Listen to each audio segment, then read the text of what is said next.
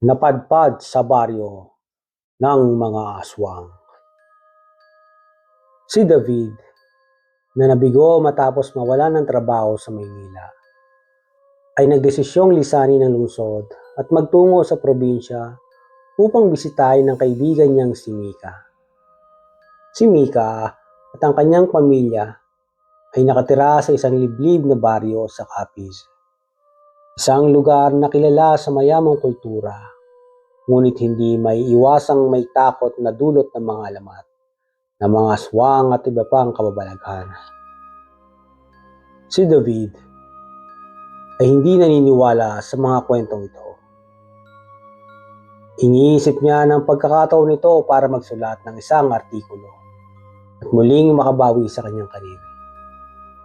Inanyayahan siya ni Mika na manatili sa kanilang bahay upang mag-explore ng kultura at tradisyon ng kanilang lugar. Pagdating ni David sa bahay ni Mika, sinalubong siya ng malamig na hangin at ang makapal na hamog sa paligid. Ang bahay nila ay isang simpleng kubo sa gilid ng baryo. At ang paligid ay napapalibutan ng makakapal na kagubatan. Binati siya ni Mika at ng kanyang pamilya, si Aling Rosa, at nagsimula silang magkwentuhan tungkol sa buhay sa baryo. Sa kanilang pag-uusap, ipinakilala si David kay Mang Dindo, ang matandang taga-baryo na may alam sa mga alamat ng lugar. Huwag ka nang maglalakad-lakad pagkatapos ng dilim, babala ni Mang Dindo. May mga bagay sa kagubatan na hindi mo na dapat galawin. Si David ay tumawa lamang at iniisip na mga ito ay bahagi lamang ng mga lumang kwento ng mga matatanda. Ngunit nagdesisyon siyang magsimula sa kanyang proyekto at magsaliksik tungkol sa mga alamat ng baryo. Isang araw, nagpasya si David na mag-isa at maglakbay sa kagubatan upang tuklasin ang mga kwento ng mga tao tungkol dito. Habang naglalakad siya, napansin niyang nawawala ang mga ingay ng mga ibon at hayop. Ang kagubatan ay tila tahimik at malamig, at ang bawat takbang niya ay parang may mga mata na sumusunod sa kanya. Nakakita siya ng isang lumang libingan sa isang malalim na bahagi ng kagubatan, kung saan may mga iniaalay na pagkain at insenso. Ang mga palatandaan ng isang sinaunang ritual ay naroroon, at ang lugar ay nagbibigay ng isang pakiramdam ng kabangisan. Habang iniinspeksyon niya ang lugar, narinig niyang may mga bumubulong na parang tinatawag ang kanyang pangalan.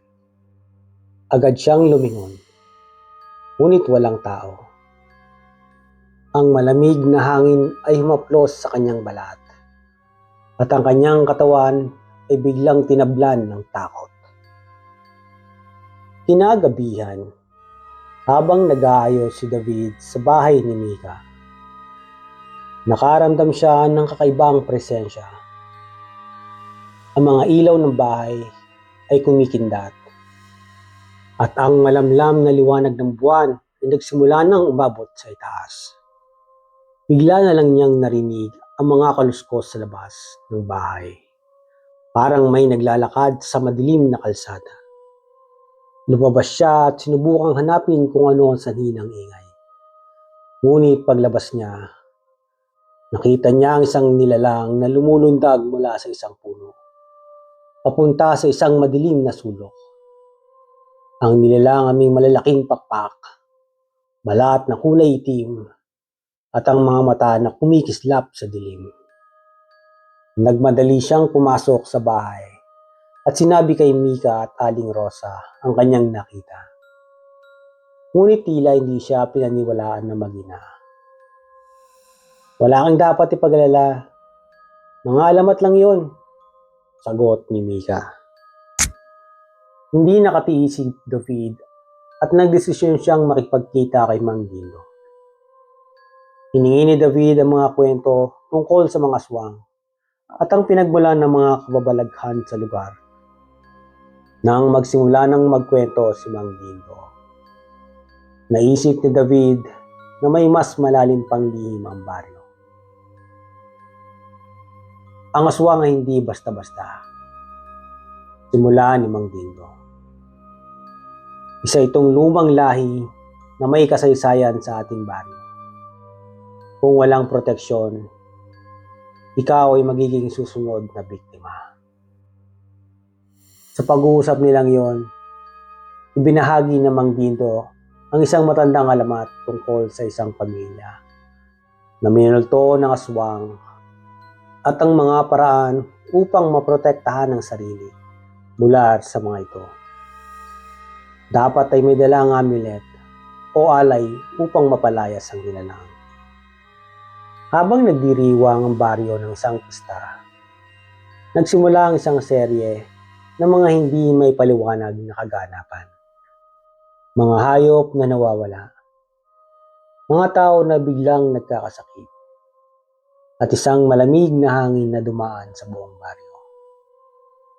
Sa gitna ng gabing iyon, nagkaroon ng malupit na pag-atake ang aswang.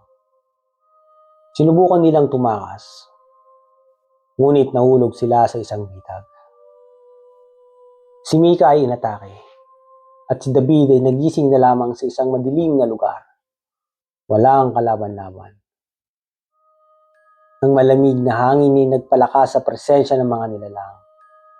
At si David ay nagdesisyong tumakas upang buhayin ang kanyang misyon na iligtas ang baryo mula sa mga aswang. Sa gabing iyon, lumaban si David kasama si Mang Dindo at ang ibang mga taga-baryo. Gumamit sila ng mga ritual at amulet upang protektahan ang kanilang sarili. Ngunit ang aswang ay mas malupit at mas malakas, at tila hindi nila kaya itong talunin. Nang magtagumpay ang kanilang laban, si David ay muling nakatagpo ng lakas at tapang upang buhayin muli ang kanyang kwento. Ang kwento ng mga alamat na hindi madaling makalimutan. Ang baryo ay bumalik sa katahimikan. Ngunit ang mga kwento tungkol sa aswang ay patuloy na magpapalakas sa takot ng mga tao. Si David, sa kanyang pagsasaliksik, ay natutunan na may mga bagay na hindi pwedeng ipaliwanag ng agham. Naisulat niya ang kwento ng baryo ng Capiz at ang lihim ng mga aswang na hanggang ngayon ay nananatiling buhay sa bawat kwento ng mga matatanda.